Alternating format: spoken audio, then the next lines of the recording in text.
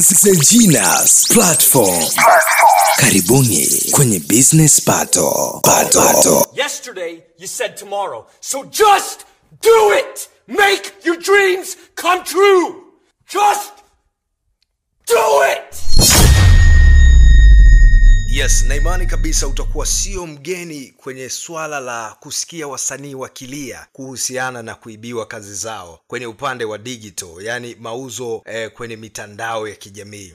Kuna kipindi tumewahi kumsikia Chidi Benz akilalamika kuhusiana na kuibiwa haki zake kwenye mitandao ya kijamii, na moja kati ya washikaji ambao watu wanamwamini sana kwenye kazi, lakini siku zinavyozidi kwenda imekuwa kama ni tofauti hivi. Na leo kupitia kwenye ukurasa wa kwake Belnasi ameandika barua nyingine au waraka mwingine mrefu kuhusiana na kuibiwa au kutokupata kitu chochote kwenye kazi yake ambayo ilifanya vizuri sana. Na imani kabisa unatamani kujua ni kazi gani. Endelea kukaa hapo mpaka mwisho wa video hii hapa, utatambua ni kazi gani ambayo ilifanya vizuri na Belnasi hakupata kitu chochote, kwa sababu ni muendelezo. Alianza kuongea siku chache zilizopita kuhusiana na vitu ambavyo vipo kwenye game ya muziki au industry ya muziki au sanaa yoyote. Sisi huku tunasema biashara ya muziki au biashara ya vipaji ina changamoto kubwa sana. Aliongea vitu vingi Belnasi kwamba ukiwa unataka kuingia huku lazima uwe umejipanga kwamba kuna depression,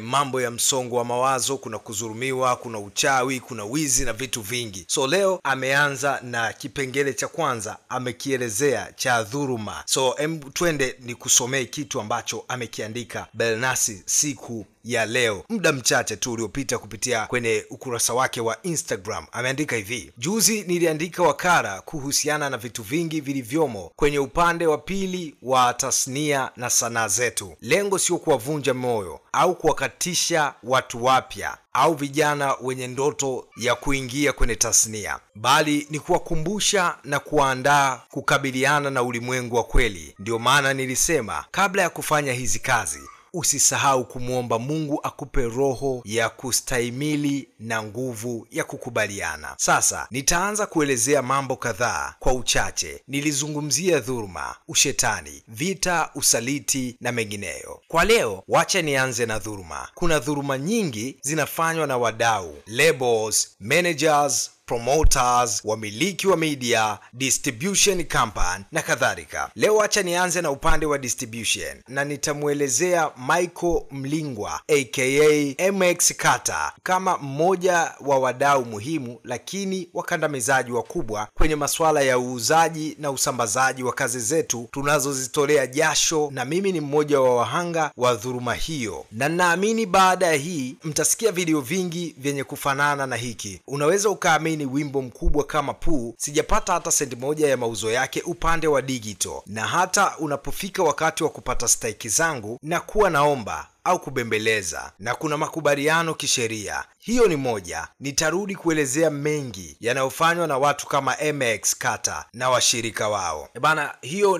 ni maandishi ambayo yameandika Belnasi muda mchache tu uliopita. Lakini pia kama nilivyosema mwanzo, tumeshawahi kuona Chidi Benz pia akimlalamikia huyu mshikaji MX Carter kwenye swala zima la upande wa digital, mauzo ya kidigitali kwenye muziki. Huko watu wanapata sana pesa, dunia imebadilika sana. Kazi moja inaweza ikakuletea utajiri, lakini kikubwa uwe na watu sahihi. So kitu ambacho najiuliza, kama Belnasi anaweza akapitia changamoto kama hii, na watu tunajua moja kati ya washikaji ambao wanafanya muziki wa hip hop sasa hivi kwa Tanzania, au muziki wa kufoka ambaye tunaweza tukasema pia ana mafanikio kwa hii generation ambayo ilikuja hapa karibuni, tunaweza tukasema Belnasi ni moja kati ya washikaji ambao amejipata. So kama anapitia changamoto kama hizi, jiulize wewe ambaye hauna nguvu yoyote, unadhani washikaji kama hawa ambao wanawapiga hawa watu ambao ni wakubwa wanaweza wakakuacha salama? So kiwanda cha muziki au upande wa muziki kwenye